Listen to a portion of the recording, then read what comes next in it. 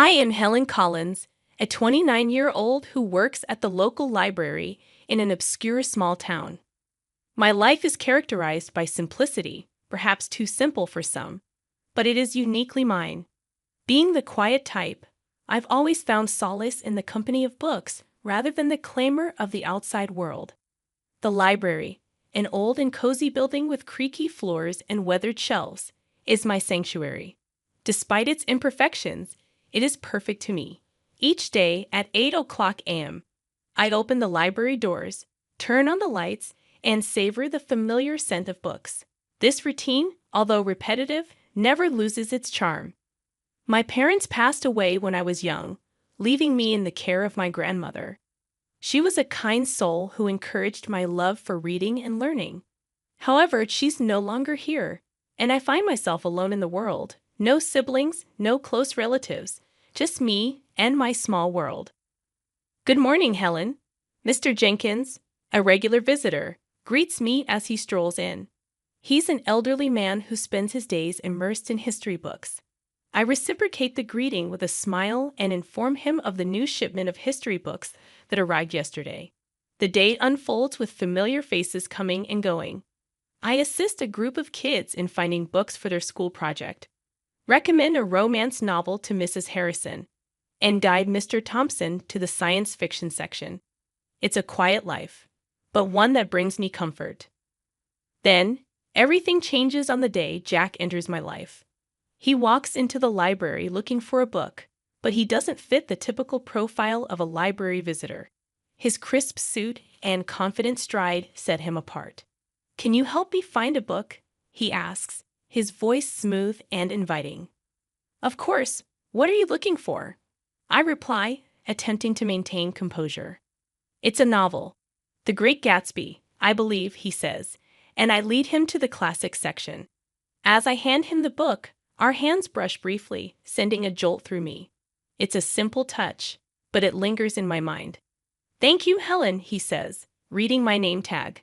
"I'm Jack. It's nice to meet you."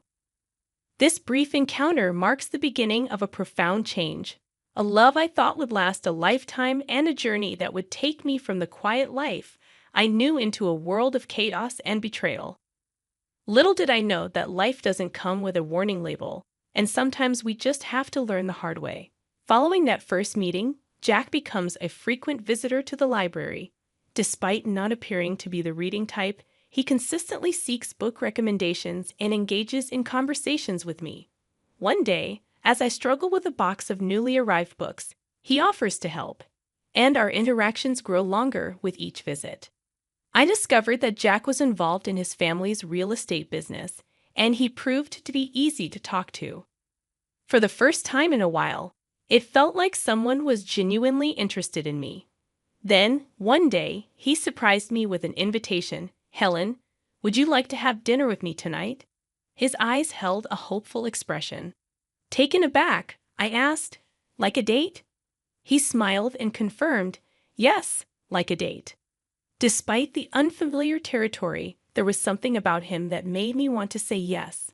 "Okay, sure. I'd like that," I replied, attempting to keep my voice steady. We chose a cozy but not fancy restaurant in town. Over dinner, we talked about everything and nothing, and for a few hours, I forgot about my typically solitary life. Walking home, Jack expressed, "I had a really great time tonight, Helen. You're very different from the people I usually meet." Unsure of how to respond, I simply smiled. He continued, "I'd like to see you again. Would that be okay?" I nodded, "Yes, I'd like that." From then on, we started seeing each other more regularly, going out to dinner or taking walks. It felt nice to be part of something beyond books and quietness. Before long, I found myself falling hard for him. Jack was charming, attentive, and made me feel special. When he proposed, I didn't hesitate to say yes. Looking back, I wish I had seen the signs, known that his charm masked something less pleasant. Love has a way of blinding you, making you ignore warning signs. I was deeply in love, or at least I believed I was. After Jack and I got engaged, things began to change. It started with his disapproving parents, who considered me beneath their son due to my lack of wealth. Meeting them at their opulent house for dinner was nerve-wracking. Margaret and Richard made it clear they didn't like me, questioning my suitability for Jack. Despite their disapproval, Jack stood up for me, strengthening my love for him. Before our wedding, his parents insisted on a prenuptial agreement, claiming it was a formality. With little to lose, I agreed without fuss. After marriage, I moved into Jack's house, a gift from his parents that they still treated as theirs. His parents frequented the house unannounced, issuing orders without hesitation. I refrained from causing trouble, silently enduring their constant reminders that nothing in the house was mine. Jack changed too, no longer the man I fell in love with. He began joining in on his parents' jokes at my expense, and one evening, I faced the dilemma of choosing an outfit for a family event and sought Jack's opinion. "This one makes you look less drab," he said, laughing. His words stung. It felt like he transformed into a different person around his parents. The support I once received had vanished. Instead, he joined in their laughter. Living in that house became exhausting, and I felt like an outsider, a guest unwelcome in my own home. Despite hoping for improvement, the situation only worsened. The stress took a toll on my health, resulting in severe stomach pains. Ignoring them proved futile, and one day I collapsed at the library. Waking up in the hospital, the doctor attributed it to stress, keeping me hospitalized for a few days. Jack neither visited nor called, leaving me feeling utterly alone. Unexpectedly, a notary arrived with life-changing news. My almost forgotten great-aunt had passed away, leaving me a fortune of $30 million. The sudden windfall transformed my status from the impoverished library girl to someone with significant wealth. When Jack and his parents learned of my inheritance, they visited, showering me with smiles and sweetness. "Darling, we're so happy for you," Margaret feigned concern. Richard chimed in, "We're a family. We should support each other." Skeptical of their sudden change, I overheard their conversation outside my room. Their true intentions became clear. They viewed me as a means to secure their financial future. Disturbed by their greed, I knew I had to escape their clutches and regain control of my life. Leaving the hospital, I returned home to find Jack and his parents waiting, playing the roles of a caring family. They expressed worry and curiosity about my inheritance. Jack, the man I thought I loved, had become unrecognizable. "When do you get the inheritance?" he asked eagerly. Realizing the depth of deception, I replied, "Soon, but it's not something you need to worry about." Jack, however, asserted the idea of marital entitlement. That night, haunted by their insincere concern and greed, I couldn't sleep. Fueled by years of frustration, I began documenting every detail of their actions and words. The next morning, armed with evidence, I met with a lawyer. Shocked by the situation, he'd assured me that the prenuptial agreement would protect my interests. Empowered by this revelation, I returned home to find Jack and his parents in the living room. "There she is, our brave girl," Richard greeted with a falsely warm smile. Clutching my purse, I gathered the courage to speak. "I have something to say," I announced, my voice unwavering. The room fell silent as I declared, "I'm filing for divorce." The shock rippled through the room, and Margaret erupted in anger, threatening legal action to claim a share of my inheritance. I delved into my purse and retrieved a copy of the prenuptial agreement. "Actually, you can't. This states that neither of us can claim the other's property in case of divorce," I calmly pointed out. For the first time, they were left speechless, and I seized control of the situation. Standing up, I declared, "I'm leaving. I don't want any of you to contact me." Walking out of that house, their shouts and insults trailed behind me. It was the most challenging thing I'd ever done, but as I drove away, a weight lifted off my shoulders. I felt free from their disdain and manipulation. For the first time in years, I felt like I could breathe. Despite uncertainties about the future, I rented a small apartment in the city. It wasn't extravagant, but it was mine. A sense of peace washed over me, and even though I was still dealing with the divorce, I felt equipped to handle it. One day, the lawyer called with information about my great-aunt's will. Intrigued, I inquired, "What about it?" He revealed a condition. I had to use a portion of my inheritance for a charitable cause, fulfilling my great-aunt's final wish. Surprised, I learned she was a philanthropist, and it felt like a sign pushing me in a new direction. I started researching charities and causes, seeking something meaningful. That's when I discovered a small organization aiding women victims of domestic abuse. Touched by their cause, I contacted them, met with Linda, and decided to fund a new shelter. A few weeks later, at the shelter's opening, the atmosphere buzzed with hope and gratitude. Among the attendees, I spotted a familiar face, Sarah, an old colleague from the library.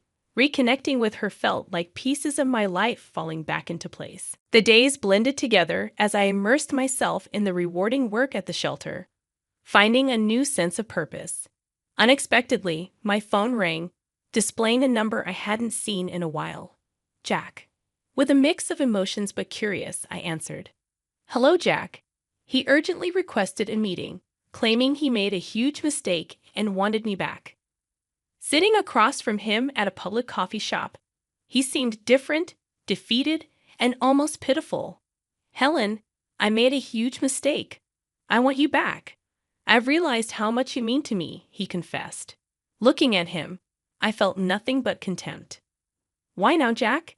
His sigh revealed. My parents controlled everything. They were the reason our marriage failed. I was weak, but I'm different now. A surge of anger enveloped me. "You blame your parents, but you stood by while they treated me like dirt. You laughed with them, Jack," I asserted. He reached for my hand, but I pulled away. "Please, Helen, I know I was wrong." "I've changed," he pleaded. Staring at him, I saw the man I once loved, but now I felt nothing for him. Changed or not, it's too late. "I feel nothing for you, Jack, nothing but contempt." His face fell, and for a brief moment, I glimpsed the man I married, but it faded. "I'm sorry, Jack. I've moved on. I have a life now, a purpose. There's no place for you in it," I said firmly. He nodded slowly, a look of resignation on his face. "I understand. I just had to try." Leaving the coffee shop, I felt the weight lift off my shoulders. It was truly over. The next day, an event took place at the shelter. A local artist had donated a sculpture to be unveiled in the garden. Surrounded by people who supported and believed in me, I felt a sense of belonging. Sarah, my old colleague from the library, stood beside me. "You've done something amazing here, Helen," she said, smiling.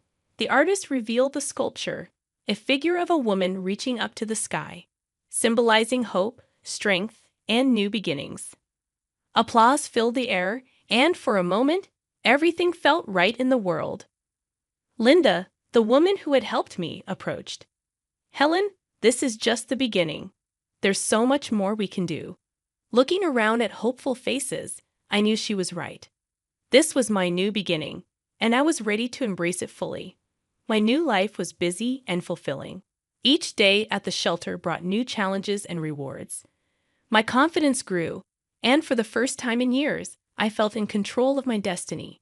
I even started taking self-defense classes, something I never imagined doing before. One day, as I left the shelter, I saw a car parked outside. My mother-in-law, Margaret. Stepping out, she said, "Helen, we need to talk." Her voice was softer than I'd ever heard. "I have nothing to say to you, Margaret," I replied, my voice steady. "Please just hear me out. I've realized how wrong we were," she pleaded. I stopped and looked at her. She seemed genuine, but I couldn't forget the past. "What do you want, Margaret?" "I want to apologize. I treated you terribly. I've lost my son because of it, and I don't want to lose you too." "You were like the daughter I never had," she said, her eyes glistening with tears. I felt a pang of sympathy, but I pushed it away. "Margaret, you made my life a living hell. An apology won't change that. I've moved on, and I suggest you do the same," I said firmly. She reached out to me, but I stepped back. "Please, Helen, I know I can't undo the past, but I want to make things right." I shook my head. "It's too late for that. Goodbye, Margaret." As I walked away, I felt her gaze on my back, but I didn't look back. I had learned to stand up for myself, and there was no going back to the way things were. The next day, I received a letter from Jack's lawyer. He was contesting the divorce settlement. I wasn't surprised, but I was ready. Meeting with my lawyer, Rachel, she reassured me. He's got no leg to stand on, Helen. The prenuptial agreement is clear. He's just trying to intimidate you. I nodded. I'm not afraid of him anymore. Let's fight this. The court date arrived, and I walked in with my head held high. Jack was there with his lawyer, and for a moment our eyes met. There was a flash of the old Jack, the one I had loved, but it vanished quickly. The judge listened to both sides and then made her decision. The prenuptial agreement stood, and Jack's claims were dismissed. I felt a surge of relief and triumph. After the court session, Jack approached me. Helen, I'm sorry. I was wrong, he said, his voice low. I looked at him, seeing the man I once loved but now felt nothing for. Goodbye, Jack. Take care of yourself, I said and walked away.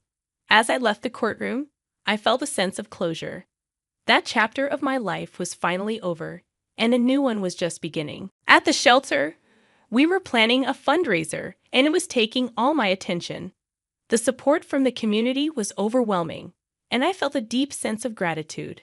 The night of the fundraiser arrived, and the place was buzzing with energy. People from all walks of life had come to support our cause. As I looked around, I realized how far I had come, from a quiet, timid woman to someone who stood up for herself and others. Helen, you did it. This is amazing, Sarah said, coming up to me. I smiled. We did it. And there's so much more to do. As the event went on, I felt a sense of accomplishment and purpose. This was my life now, and I was exactly where I was meant to be. I'm Sarah, a digital artist by profession, and someone who takes solace in the comfort of my home. I take pride in both my creative work and my modest yet warm abode. This made the decision to marry a significant one for me. Mark, a confident professional working in a reputable company, appeared to be the perfect choice.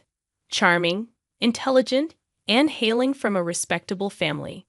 Little did I know, appearances can be deceiving. The first cracks in what I thought was an ideal life surfaced during the wedding planning process. It became a constant power struggle between me and Mark's traditional-minded mother, Alice. She insisted on a grand, old-fashioned wedding with elaborate floral arrangements, fancy table settings, and uncomfortable family traditions. As the wedding day approached, anxiety set in. Despite my efforts to maintain a joyful facade, something felt off. Mark seemed distant, like a spectator at his own wedding. However, what truly stung was Alice's behavior. Stepping out of the car in my carefully chosen wedding dress, I felt her judgmental eyes scrutinizing everything from my attire to my complexion. In a cold tone, she criticized my dress, leaving me embarrassed. Mark remained silent, failing to defend me. As the day unfolded, Alice became determined to find fault in every detail: the music, the food, and even my 12-year-old sister's table manners. Attempting to intervene and defend my sister only led to Alice asserting that discipline starts young, as if I needed correction. During the toast, Alice couldn't conceal her disapproval, offering wishes for a joy-filled life that her eyes betrayed as insincere. Looking to Mark for support, I found none. He avoided my gaze, making me realize that the love we spoke of may have been a facade. It became clear that I was alone in this marriage, caught between a husband unwilling to stand by me and a mother-in-law determined to make my life miserable. Our wedding day, meant to mark the beginning of a happy life together, felt more like the opening chapter of a somber tale as we departed for our honeymoon. I clutched my bouquet tightly, using it as a makeshift shield, fully aware that more challenges lay ahead. The wedding, instead of being a joyous celebration, felt like a forewarning of the difficulties that awaited us. After a strangely quiet honeymoon, Mark and I moved into my house. Initially excited about the prospect of married life filled with love and happiness, my optimism waned when I realized that Alice, Mark's mother, considered my home a territory she needed to control. Within a few weeks of our marriage, Alice started making unannounced visits, asserting herself as if she owned the place. Each visit was rife with criticism and passive-aggressive comments, turning my once peaceful home into a battleground. One evening, I eagerly prepared dinner using a new recipe I had found online, hoping to share it with Mark. However, when Alice saw it, she wrinkled her nose and insulted my cooking skills. Despite my attempts to explain, she mocked me, and to my dismay, Mark sided with her. On another occasion, Alice criticized my living room decorations, claiming they clashed with the furniture. Despite the effort I had put into it, she made fun of my choices, and once again, Mark didn't stand up for me. Instead, he suggested that I could use Alice's help next time, making me feel like my home was being taken over. The painful realization struck me that the man who promised to support me not only allowed this emotional harm, but also joined in. Feeling utterly alone, I couldn't comprehend the depth of the isolation I experienced. Both Mark and Alice seemed determined to disrupt the peace I had cherished in my home. Hoping for improvement, I longed for Mark's support, and I naively believed that Alice might grow tired of bitterness. However, my hopes were shattered when one evening, Alice arrived at our door with bags and boxes, declaring that she was moving in with us. Shocked, I questioned Mark about this decision, but he seemed fine with it. As Alice began unpacking, treating her move as a final decision, I pulled Mark aside, my hands shaking with a mix of anger and disbelief. I expressed to him that it simply couldn't happen.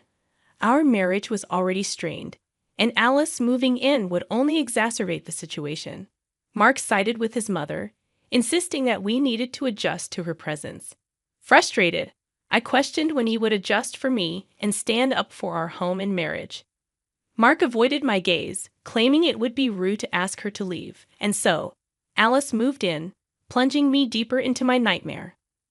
Her relentless criticism extended to everything, from how I arranged the furniture to how I did the laundry, and even how I breathed. Mark remained silent, allowing her behavior to persist. Yet it wasn't just the constant nitpicking that wore me down. I stumbled upon a bag of prescription medications hidden in the kitchen one day, pills for anxiety, depression, and sleep disorders. When I confronted Alice about it, she became angry, asserting that I had no right to snoop around. Mark sided with her, claiming they were her private matters. It was a colossal betrayal, leaving me feeling numb. It became evident that Alice wasn't merely a difficult mother-in-law. She was akin to a predator, dismantling my defenses and seizing control of my life. Mark wasn't just distant or uninterested. He was part of the problem, contributing to the destruction of our marriage. In that moment, as I'd witnessed Alice's smug smile and Mark avoiding my gaze, I made a pivotal decision. I refused to be a passive spectator to this tragedy unfolding before me.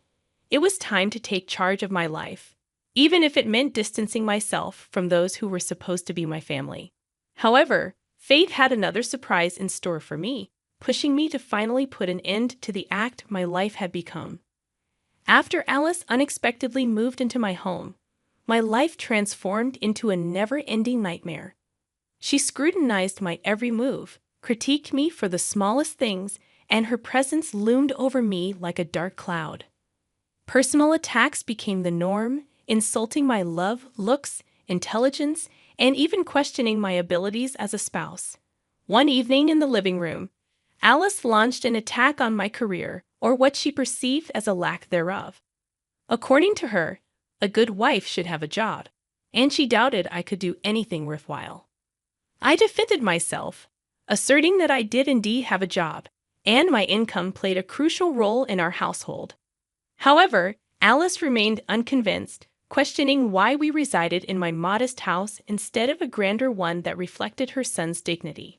Before I could respond, Mark, who had been absorbed in his phone, sided with his mother. He remarked that I could do more, and we could aspire to a better life. It stung deeply, feeling like a profound betrayal. Mark left the room, and in a hushed tone, Alice whispered, "He'll always be my son. You're just the girl he settled for." Turning away, I grappled with a mix of anger and embarrassment. As I gazed at our wedding photo, I pondered how my love story had transformed into a cruel drama. The nightmare intensified when I discovered an unidentified packet of pills hidden in the kitchen. Confronting Alice led to her anger, dismissing it as none of my business. When Mark entered the room, he scolded me for snooping, revealing there was no us in this marriage. Mark wasn't merely failing to protect me, he was taking Alice's side. I felt like a stranger in my own home, suffocating under their combined disapproval. Yet their actions fueled my determination not to be broken. I would endure this nightmare. Then, an unexpected opportunity arose. Mark's friend Jake invited us to a party, and despite my reservations, I was coerced into attending. The request felt more like an order, and we found ourselves at Jake's lavish house. The party offered a stark contrast to the tense atmosphere at home, providing a temporary escape from Alice's grip and the strained relationship with Mark. Laughter filled the air, music played, and for a brief moment, I could almost forget the daily battles and criticisms. As the evening unfolded, I found myself conversing with Jake, Mark's friend, and the host of the party. Jake's friendly and approachable demeanor sharply contrasted with Alice's cold judgment. We discussed various topics, and engaging in a conversation free from criticisms and insults felt refreshing. Jake suggested a party game, a welcome change from the toxic atmosphere at home, and I hesitantly agreed. During the game, I shared a story from the early days of our marriage, highlighting the challenges and lessons we had learned. The room echoed with laughter as I recounted some of the humorous mishaps we had experienced. It felt liberating to share a part of our story, even if only in a game. Afterward, Jake pulled me aside, expressing concern about my situation at home. He had observed the tension and encouraged me to stand up for myself, refusing to let them mistreat me further. His words were a glimmer of hope in the darkness that had enveloped me for so long. Over the next few weeks, as I pondered my life and the choices I had made, I came to the realization that I deserved better than the constant emotional abuse and the suffocating feeling of being trapped in my own home. With Jake's support and encouragement, I took small steps toward reclaiming control over my life.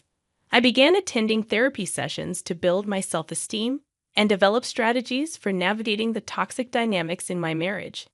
The journey wasn't without its challenges and setbacks, but my determination to break free from the cycle of abuse and regain my sense of self-worth remained unwavering. Over time, I engaged in candid conversations with Mark about the need for change in our relationship.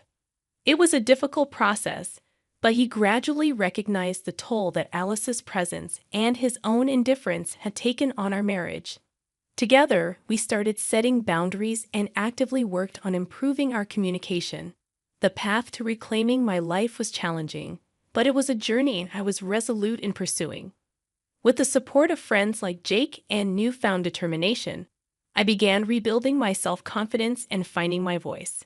Step by step, I knew I had the strength to overcome the nightmare that had consumed my life for far too long.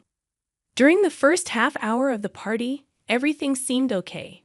People laughed, clinked glasses, and music filled the air. However, as the night progressed, I noticed Mark growing more distant. He spent more time with others than with me, and when our eyes met, he seemed annoyed. Eventually, Mark disappeared, and my search for him among the guests proved unsuccessful. Turning to less crowded areas of the house, I heard a soft giggle followed by Mark's unmistakable voice. My heart sank even before I reached the door where the sounds emanated. Taking a deep breath, I opened the door to find Mark with another woman. They were oblivious to my presence for what felt like an eternity. When they finally noticed, Mark's face displayed annoyance rather than guilt or regret. He snapped at me, questioning my apparent lack of courtesy in knocking. Unable to contain my anger, I retorted, "Knocking? Are you serious? What are you doing, Mark?" Trembling not with sadness but fiery rage, I witnessed his face turn red, a mix of embarrassment and anger. He suggested we discuss it at home, but I was done talking. Unable to endure further humiliation, abuse, and disrespect, I stormed out, and Mark neither followed nor called out to me. I returned home alone, my mind racing but surprisingly clear. A line had been crossed, a boundary broken. The next morning, Mark acted as if nothing had happened. It was then that Alice, always ready to take advantage of the situation, decided to speak up. She criticized me for embarrassing myself and Mark. That was the last straw. I couldn't take it anymore.